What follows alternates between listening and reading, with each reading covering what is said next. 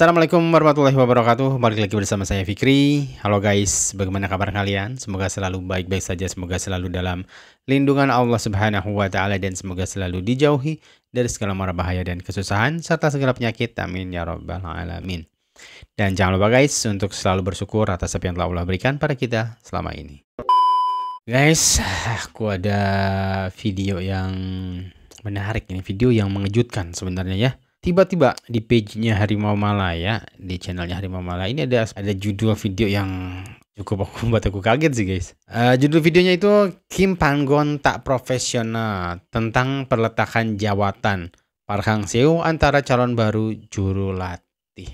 Park Hang Seo ini sangat mengejutkan sekali nih guys. Masih berbau-bau Korea ya, masih belum move on berarti dari Kim Panggon. Oke, untuk lebih jelasnya kita langsung simak sama-sama guys. Ini ada penjelasan dari Dato' Hamidin guys ya. Hati saya tak tahan, saya boleh dia semua. Dia breach a contract, saya memang boleh saman dia. Tapi saya kenang jasa dia juga. Saya tahu peminat suka dia. Memang kita ambil dia untuk semua. Ada kat sini dengan hanya kekesalan saya, patut dia berlaku jujur dengan saya dengan FM. Bentar guys, iya kan harusnya di klausul kontraknya itu kalau dia tidak menyelesaikan kontrak sampai akhir tahun ini ya, dia harus bayar ganti rugi ya, pempasan. Harusnya sih nggak ada uang yang dibayar ini. Jangan keenakan juga ya guys.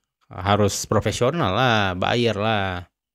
Dia pergi, dia dapat tawaran, jadi kita boleh selesai cara baik, betul tak? Betul. Jadi soalan Zul tadi mengatakan tentang apa ni? Oh, ada pertanyaan guys. Jadi ini pertanyaan dari wartawan ya, yang menanyakan langsung kepada Dato' Hamidin. Saya perlu nyatakan dengan baik dan jelas, bukan untuk mencari scapegoat ataupun nak mencari alasan FM dekat sini dan saya perlu menyatakan di sini langsung FM tak masalah. Biar saya katakan, tapi kebenaran ni pedih kita nak terima. Ya, kebenaran ni pedih kita nak terima. Jadi cerita sebenarnya sehingga perlawanan Chinese Taipei memang Kim Panggon menyatakan dengan saya, menyatakan banyak dengan pegawai saya, mengatakan beliau akan honor kontrak sehingga hujung tahun depan. Kontrak dia dan semua barisan staffing ni semua Korea dan juga Sepanyol habis hujung tahun depan. Dan dia kata no way untuk dia keluar. Apabila habis perlawanan Chinese Taipei dan beliau bercuti 2 minggu dan beliau minta tambahan lagi 1 minggu cuti, 3 minggu dan beliau balik. Bila beliau balik pada hari Rabu atau Khamis, beliau tak berjumpa dengan saya dengan begitu tergesa-gesa menyatakan bahawa beliau nak saya lepaskan kontrak. Dan saya mengatakan mengapa ini, dan saksinya kedua-dua timbalan saya ada, setiausaha ada dan beberapa pegawai ada dengan ni. Saya berkata mengapa ini boleh terjadi, dan Kim Panggon mengatakan dia punya ada masalah dengan isteri beliau, dengan keluarga beliau. Ini dia nyata dengan saya. Jadi saya nak perlu nyata dan saya kata tak apa, sabar dulu, kita tunggu dulu. Jadi keesokan pagi pun beliau jumpa saya lagi, beliau mintakan lepas macam orang gila talak ya, dan lepas tu sampai hari ketiga di mana pada hari tersebut hari Sabtu, dan beliau betul-betul nak lepaskan. Jadi saya kata you ada kontrak lagi, dan akhir sekali bila hari Sabtu tu, hari ketiga, saya kata cuba fikirkan untuk kalau nak berhenti pun sampai hujung tahun depan untuk saya mencari pengganti dengan ya semua. betul. Kerana saya sedikit ada hormat dengan dia. Okeylah, dia membantu kita lah menaikkan ranking kita dan juga buat performance untuk pasukan Harimau Malaya. Itu kita tak nafikan. Dengan tak nafikan dengan dia. Tapi beliau mengatakan beliau nak pergi juga atas alasan ini yang dia kata dengan saya beberapa kali untuk masalah keluarga. Pada hari Ahad kerana hari Isnin saya dah pergi ke Mallorca, ke Spain untuk itu dah memang saya dah tugas saya untuk saya pergi. Dia tahu saya nak pergi, dan Ahad tu dia betul-betul lagi, dia kata Ahad pagi dia nak jumpa saya pun jumpa dia lagi dengan beberapa pegawai dan menyatakan dia mesti nak putus juga dengan ni semua. Bentar ya. Jadi yang dimaksud dia bahaya itu apa guys ya? Kalau alasannya kayak gini, istrinya. Sebenarnya kalau istri sama keluarga dia ada masalah sih, saya rasa FMM bisa memberikan waktu lah ya untuk balik, karena kan nggak ada pertandingan setelah Cina Taipei itu, nggak ada turnamen, nggak ada apa-apa kan. Dia bisa fokus dulu menyelesaikan masalah istri dan keluarganya, harusnya sih seperti itu ya. Tapi ini kok dia tiba-tiba mendadak gitu, tiba-tiba pengen berhenti gitu guys. Jadi atas dasar saya berbincang balik dengan jawatankuasa dan juga pegawai saya, mengatakan beliau ni nampaknya begitu nak melepaskan dia tanpa alasan yang kukuh dengan semua. Kalau ikutkan saya boleh tak lepaskan dia. Tapi dia merayu dengan saya, dia kata dia nak lepas, dia nak balik dan dengan semua.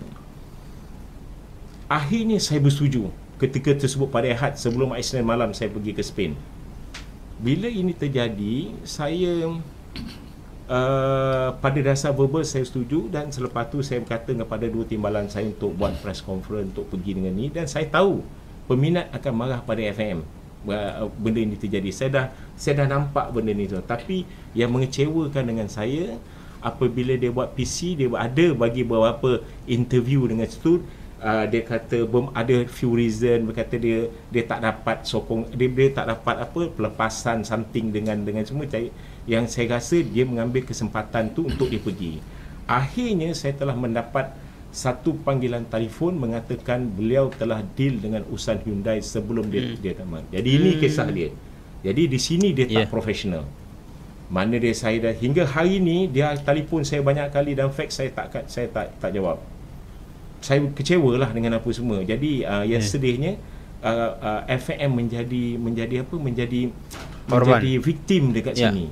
Bagaimana kita menjaga dengan beliau, kerana dia mendapat lebih offer lebih tinggi, dan beliau tinggalkan dan memberikan alasan yang tak betul lah. Dan akhirnya saya dapat tahu semasa cuti tersebut, sebenarnya dia telah pergi ke klub urusan Hyundai dan saya telah mendapat information daripada pegawai dekat sana, ejen dekat sana dan juga media. That's why media sana dah keluarkan dulu.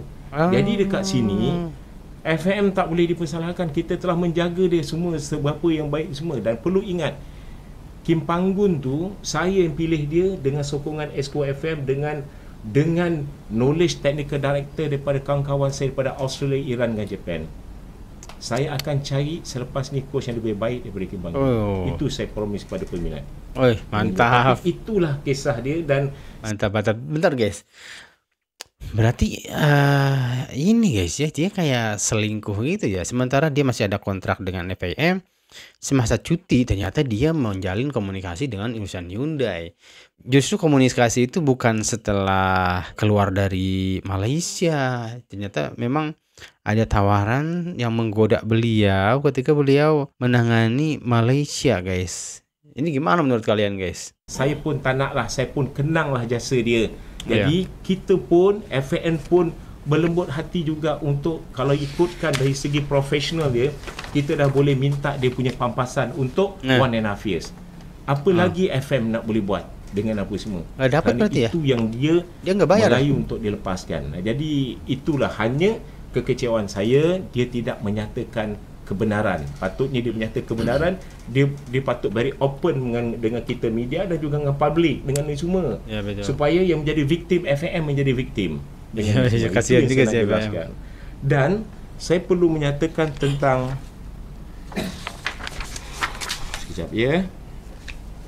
tentang ranking Harimau Melaya ya. Di sini kita perlu ambil kesempatan untuk memberikan juga appreciation kepada Tan Chin Ho.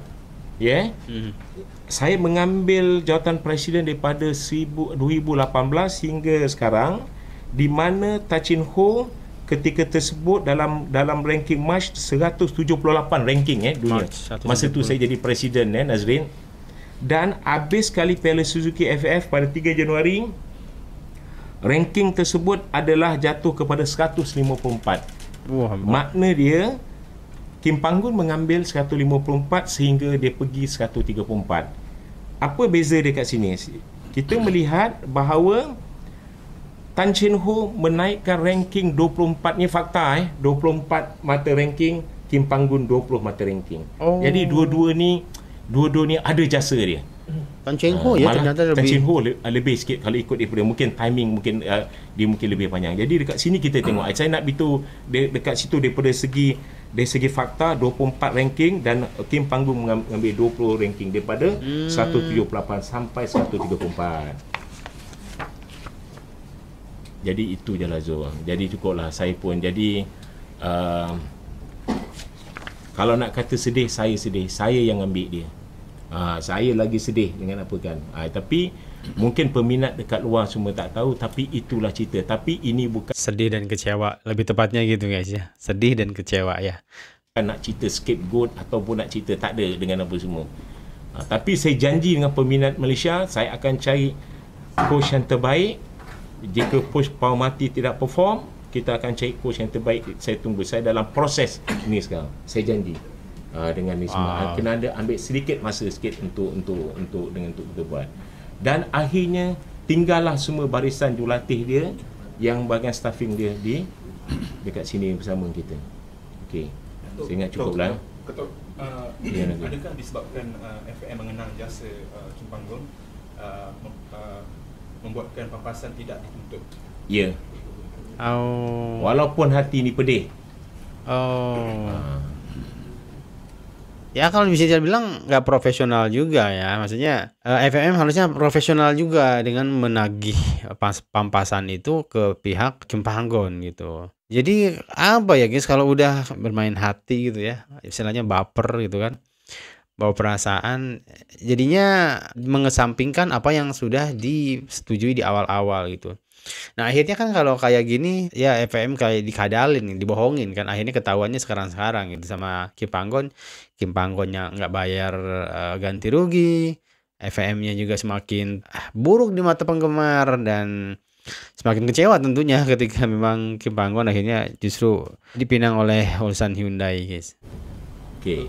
Saya ingat jangan cerita pasal Kim Panggon. Ada nanti atau nak tanya balik lain lah. Betul, sebalik lama, rasanya dah lama untuk pendam ni. Kenapa sekarang? Kenapa baru hari ini? Saya benda ni terjadi 3 hari sebelum saya kan saya kata dia dah balik daripada Chinese Taipei hari Rabu, dia jumpa saya Khamis, Jumaat, Sabtu. 3 hari tiap pagi, Ahad pagi last dia jumpa saya dan saya bawa semua dengan saya punya tawatankuasa. Dia tahu Senin saya nak pergi. Kalau ikut hati saya tak tahan, saya boleh dia semua. Dia breach a contract, saya memang boleh saman dia. Tapi saya kenang jasa dia juga.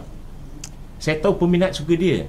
Memang kita ambil dia untuk semua. Ada kat sini dengan hanya kekesalan saya, patut dia berlaku jujur dengan saya dengan FM. Iya betul, harusnya. Dia pergi, dia dapat tawaran, jadi kita boleh selesai cara baik. Betul tak? Betul. Ada benda-benda semua. Bukan.